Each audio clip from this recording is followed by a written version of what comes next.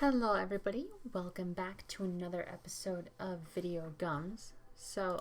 Today I'm sort of doing something a little differently. The main reason why I'm trying this format, this new sort of idea of mine, is a lot of my videos were getting, really long, and they were a bit of a pain to edit, and I'm sure nobody wants to sit down and watch like a 40-minute, hour-long video. So what I'm trying to do is I record the video and the audio separate, and I sort of I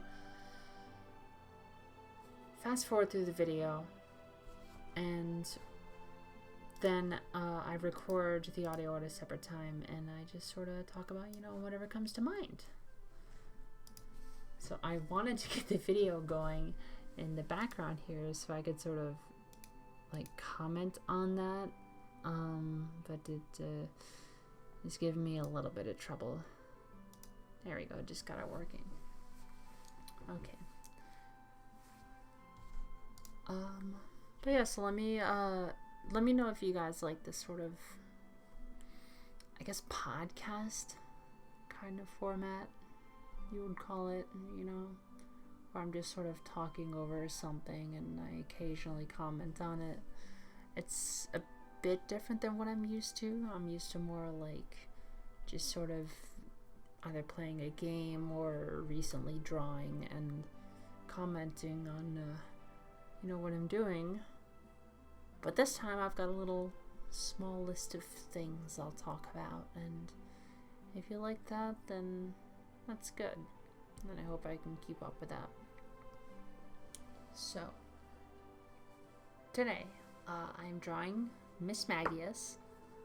It's for Inktober, or at least my attempt at it. I'm definitely not going to be doing the whole, draw something every day, because between my work schedule and just sort of how long I usually take to draw things, it doesn't exactly, fit the schedule of something that I can just pump out daily, especially with, me going to work, my crazy ass work hours, where I work 8 or 12 hours a day, depending on what day it is. Ow! My cat's sitting on my lap today. It's Leaf today that's sitting on my lap, which is new, so I'm liking it. But he's also a bit more rambunctious, so he likes to bite a little more. He thinks it's playing, but, I try not to get too mad. But yeah, for Inktober. Ow! Fuck!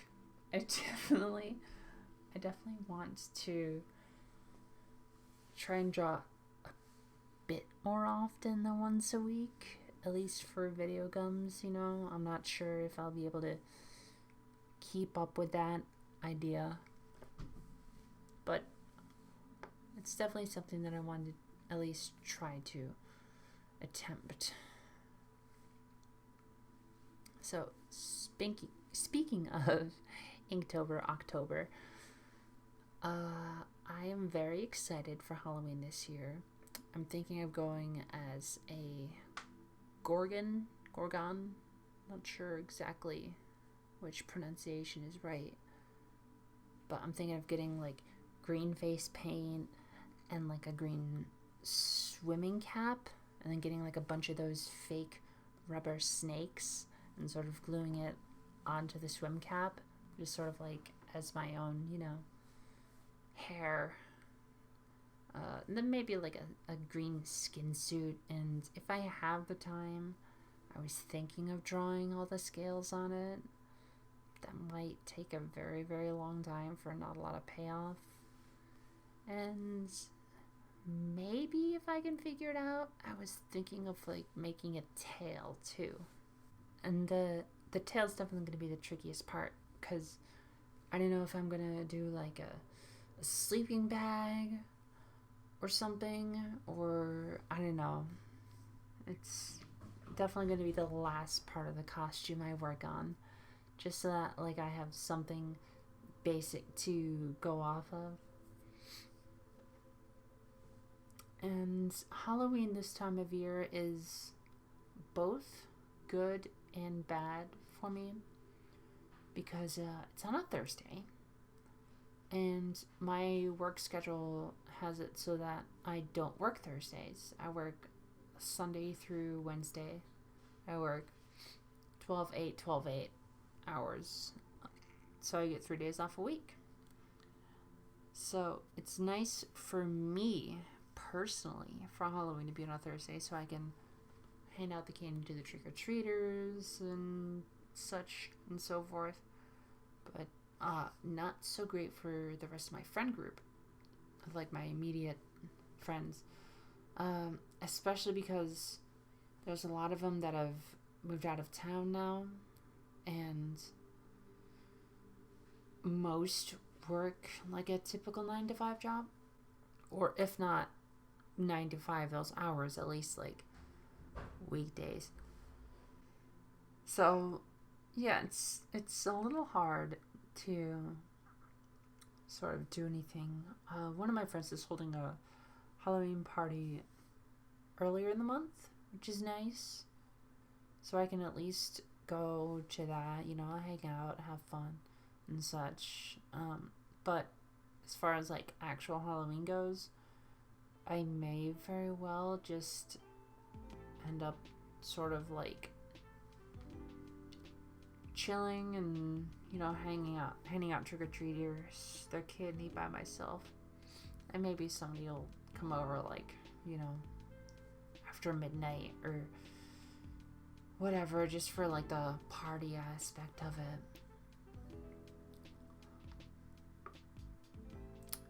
So another big thing that I've been getting into recently, I say big thing, it's not exactly, the most revolutionary topic. Hot cocoa with vodka. Now, when I first gave that a shot, it was just because I had hot cocoa in my house because, it's getting colder, and I definitely like, hot stuff when it's cold. Who doesn't, right? And I also had a bottle of vodka that I just got because I'm not huge about the taste, but I have this 0-calorie sparkling water, and so I mix it with that because I'm trying to watch my figure a little more. And so I thought to myself, do these even mix? So I went onto Google and I looked it up, and sure enough, the Tito's website, the brand of vodka I actually had, funnily enough, had a recipe for, vodka hot chocolates. I'm like, all right, cool, this obviously works then. And I gave it a shot, and yeah, it's definitely a great alcoholic beverage. Probably not my favorite. I mean, my definite all-time favorite, like, hot drink for the winter time is spiced mead. Like, hot spiced mead. It's so sweet, and it's just delicious. Not a lot of places sell it, and, it's kind of sad. But if you can definitely, if you can find it, definitely give it a shot, give it a chance for what you want.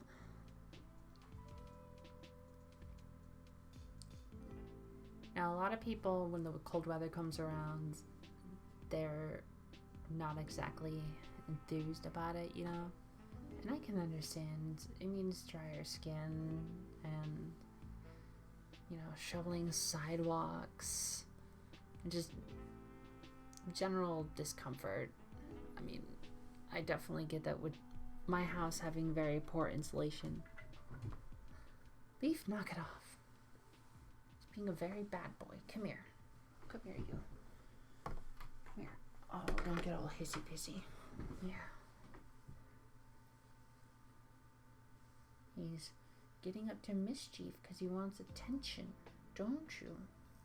You want attention, but then when I pick you up, ow, you just bite me. You just freak out and you bite me. Little asshole. So, wintertime. Not the most comfortable season, but I think it also brings about some of the best, the most comfortable activities to do. Just sort of like snuggling up under a blanket and sitting by a fireplace, the flames crackling softly,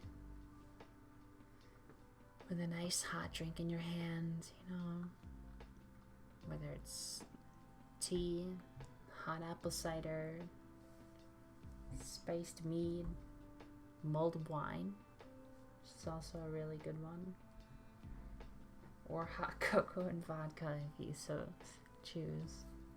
It's just a very cozy time of year. And I feel like a lot of people, you know, sort of write that off because it's like, oh, I don't want to shovel snow. I don't want to salt the sidewalks. It's like, yeah, it's a pain in the ass to do that stuff. That was my cat falling off my bed. He's such a dork. Falling off my bed after, mind you, sitting there on his back, wriggling about like a total spaz and trying to like swat at my hands or grab at the mouse. He's a lovable asshole, he really is. But yeah, I don't know, a lot of people just feel like they don't appreciate what winter has to offer and just focus on the bad things, but that's not really going to get you anywhere, is it? So just try to think about all the good things that life in general has to offer, and you know, don't get too hung up over the negatives and all the things that can go wrong or do go wrong. It's nice to just sit there and revel in a nice fluffy blanket and not think about the driveway you have to shovel. Plus, another good thing about this time of year is I really love the fall fashion. I don't know, it's just sort of like appealing to me, I guess, especially the sort of Londoner look. The, you know, pea coats and either like the leggings or the tighter pants and then some like nice boots.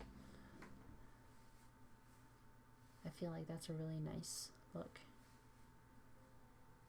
At least for like the colder part of fall, you know. Then we get into like the winter fashion, which is a little different. And I suppose fall is a little inconvenient as far as clothing goes, because sometimes you have those days where, like, just going off of this week, it was like 80 something degrees, almost 90 on one day, and then the next day the low's like 48 or something. So it's kind of hard to dress for that when you have to take into account the rapidly shifting temperatures. But I don't know. That's why I kind of like to pack some extra clothes, like an extra cardigan or something, just like in my purse or in my car, just in case, you know, if it gets too cold, I can run out and grab it.